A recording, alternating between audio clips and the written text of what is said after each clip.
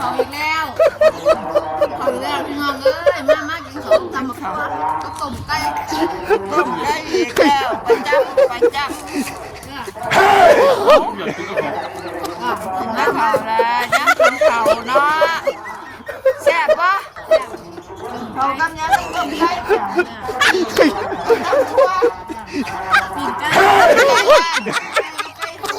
นี่แหละจ้า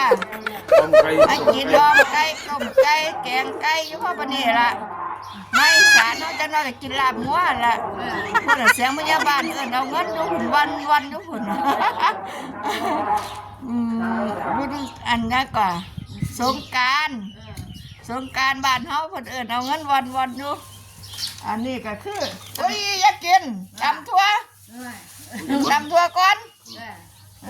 ถ่ายคอนเทนต์ก่อนอันนี้ก็ต้มไก่จ้าต้มไก่บ้านสิกินในนั่งนั่งเฝ้ายากว่าได้กินยากแล้วคอนเทนต์ตลอดมือเท่านี้แหละจ้ากินข้าวก่อน